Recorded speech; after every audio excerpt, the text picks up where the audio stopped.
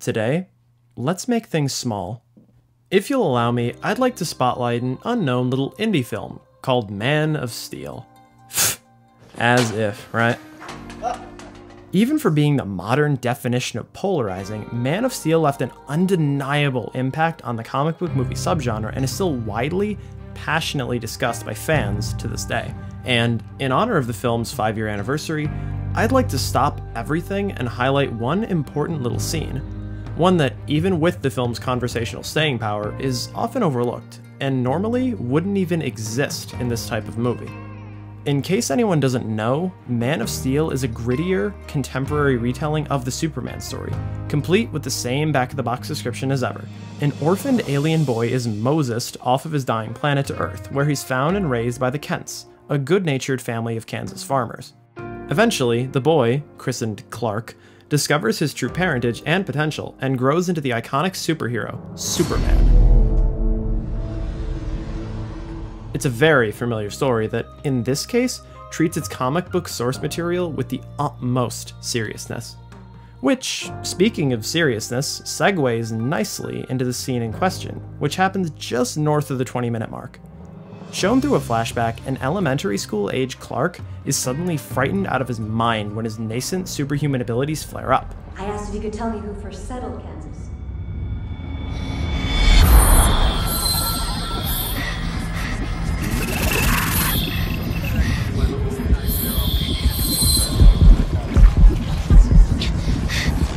His senses dial up to 11, hell, to 21, and he starts seeing, hearing, and feeling everything. He's overstimulated to a crippling degree, and understandably, the little guy bails, locking himself in a broom closet. Thankfully, his mother, Martha Kent, arrives, and the two share a very tender moment as she comforts him until he's ready to come out. So, what makes this little exchange worth discussing? A lot. Speaking strictly narratively, it establishes early on the struggle that the evil Kryptonians will later have maintaining their senses while on Earth, but it goes well beyond simple setup. There's more than a few angles to look at this from, not the least of which being how simply ballsy it was to show Superman, debatably the most powerful fictional character ever created, in one of the most truly vulnerable states anyone can be in. Just showing him as a scared child would have been one thing, but this eclipses everyday fear. Clark's reaction to the superpowered overstimulation is an overt, while still effective, analog for anxiety. A panic attack, and one that's handled in a very raw and mature way. Keeping focus on the panic attack element, this moment can also be said to show how and how not to handle this kind of situation, from the position of an outsider, not the sufferer. The teacher, the only adult and real authority figure involved, has no idea what to do. She allows the other students to crowd around, boxing Clark in even further, and doesn't even blink at their outward mockery of him. But hey, it's hectic, let's give her the benefit of the doubt.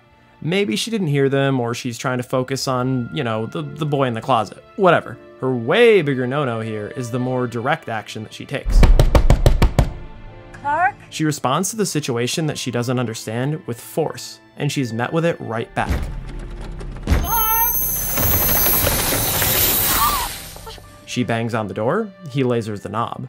Cause and effect, and a perfect showcase of how not to help someone who's legitimately panicking.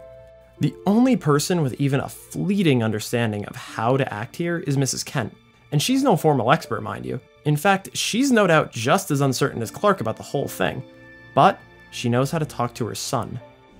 The world's too big, Mom. Then make it small. Just, focus on my voice. Pretend it's an island. Out in the ocean. Can you see it? I see it. The connection between the two of them is brilliantly demonstrated here by both the obvious elements, like the dialogue and performances, and more subtly through the visuals, through the filmmaking. The characters' movements in the scene, the blocking, do a lot with very little. When Martha enters the scene, she steps directly into the position of authority, where the teacher had just been. However, instead of standing there and smacking the door, she immediately takes a knee, symbolically doing everything she can to get onto the same level as her poor son. See? Now her and Clark's eye lines are complementary, seeing eye to eye even while physically separated. By the time the door does open, she affords him control, demonstrated by her eyeline shifting to look up at him and his looking down at the doorknob and her. These simple touches make all the difference and reinforce his returned sense of control. The other filmic element proudly on display here is the composition, just the way the scene is actually shot and edited. Before Martha speaks up, she's out of focus, just one of many onlookers surrounding Clark. Clark, honey, it's Mom. As she announces herself, right away trying to offer up some comfort to him, she comes swiftly into focus and the center frame. As she takes that knee we talked about before, we crop out most everyone else, leaving just vague shapes of them. Then we go back inside Clark's little sanctuary for a second, and when it comes back to Martha's coverage, we've gone even tighter, from a medium close to a full close-up. Everyone else is now out of sight. The world is smaller now. All other visual information has been stripped away, and it's just the two of them. Until, of course, he's ready for more than that.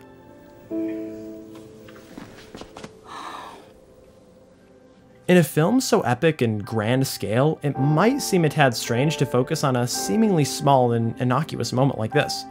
And maybe it is, I won't put up a fight, but small or not, it's important.